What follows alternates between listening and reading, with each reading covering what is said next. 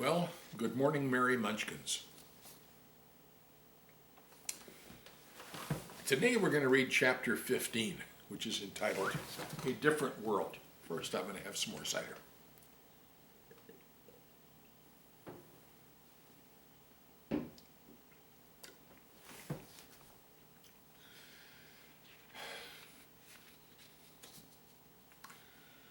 I learned some things today that I'd never thought about before, and I think they'll make me a better person. Uncle Jake told me we're going on a mission and that he was going to pick me up after camp. When I got out of camp, he was standing on the street across from the rec center. He motioned me over and I walked towards him.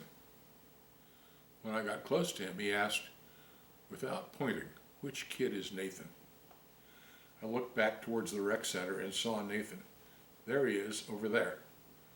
You have to be more specific, Mark. What color shirt, what color pants, where is he standing? Okay, he's wearing a black t-shirt and black jeans, and he has black hair. He's standing by the flagpole. Got it. Okay, track it. We're walking down the street. Like a serious mission here. With that, Uncle Jake and I walked to the end of the street and took a left. Then he sat down on a bench on the sidewalk and told me to have a seat too. What are we doing? I asked Uncle Jake. Some more reconnaissance. Another word for gathering intelligence and surveillance. We're going to watch Nathan and learn some more about him.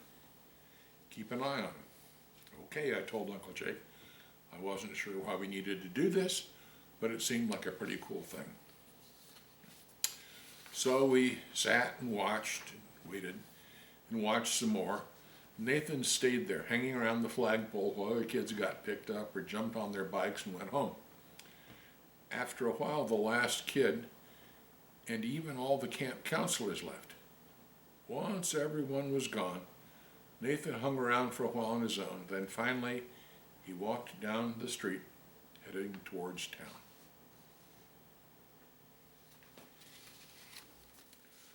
As he walked, it didn't even seem like he was going anywhere. We stood up and walked pretty far behind him so he wouldn't notice us. But we could still see him. He would stop and look at things. He would pick things up off the ground, look at them for a while, and then either put them in his pocket or toss them back on the ground. He would do little tricks or stunts on benches or curbs or stairs, jumping on them and off them or over them, doing spins or kicks or waving his arms. Sometimes he would stop in front of houses just to look at them for a while. He would stop, we would stop every so often to hide behind something so Nathan couldn't see us. Then, every time Nathan would almost leave our vision, Uncle Jake would start walking again. We would get a little closer, then stop somewhere behind him, or maybe duck into a side street where we could still see him. After a while, Nathan finally seemed to get where he was going. The parking lot of the Quickie Mart store. When Nathan got there, he went over to a little tree, hung the plastic bag that he'd been carrying in the branches of the tree, and sat down on the curb, leaning up against the tree trunk. It looked like he'd done this before. When some people would walk in and out of the store, Nathan would say hi to them, like he knew them. One of the people went into the store, and when they came back, they gave Nathan a hot dog. Another person that Nathan talked to for a minute came out of the store and had Nathan a can of soda.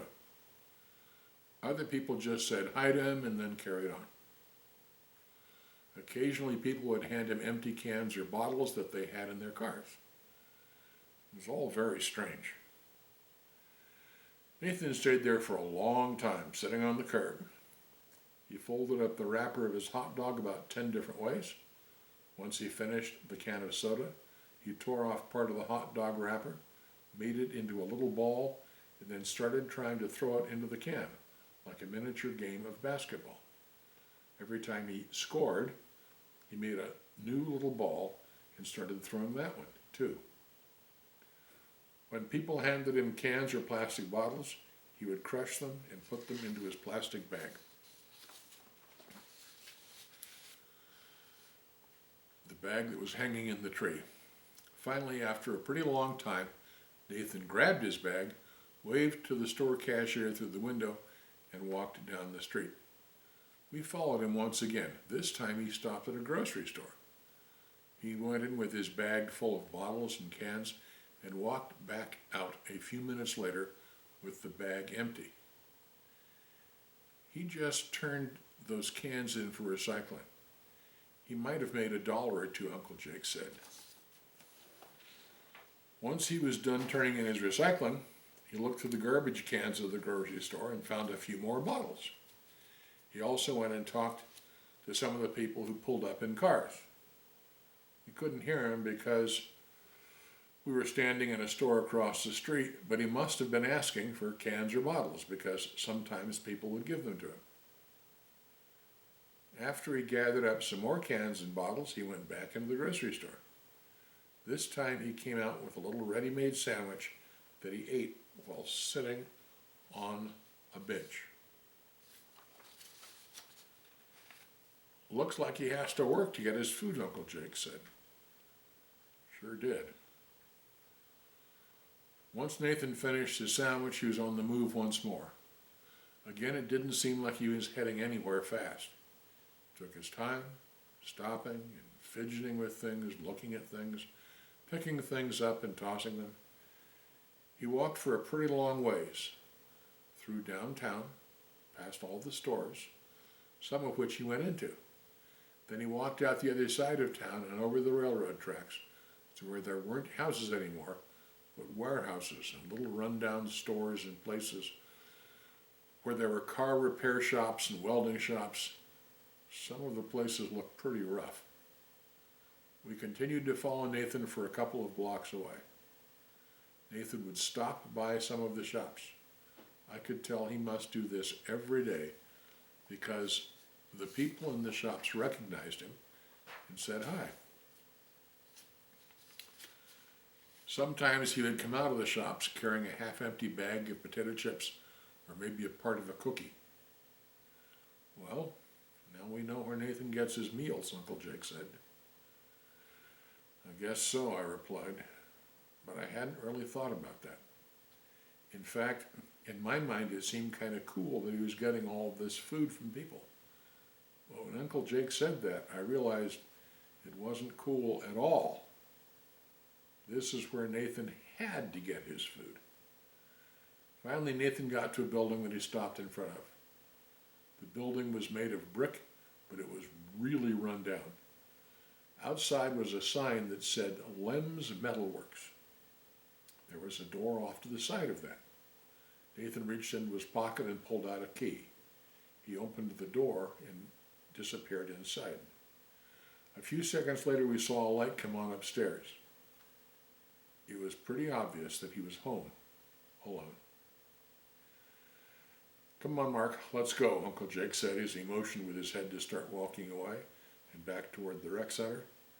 By this time, it was really late and really dark. It was definitely past my bedtime.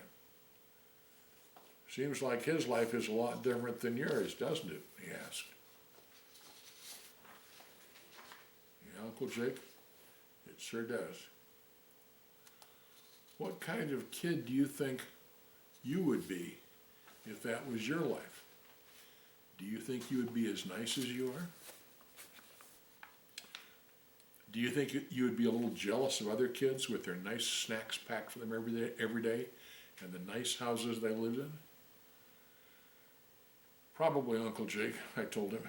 He was right. It almost seems like Nathan lives in a totally different world than me. That's because he does live in a totally different world than you. Now, do you think that if you lived in that world, where you were alone most of the time, and basically begging for food, do you think you might have a hard time relating to kids that have everything given to them? Do you think you might even be mean to them?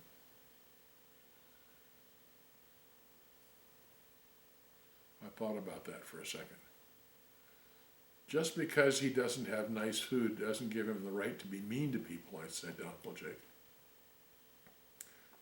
I didn't say I gave him the right, replied Uncle Jake.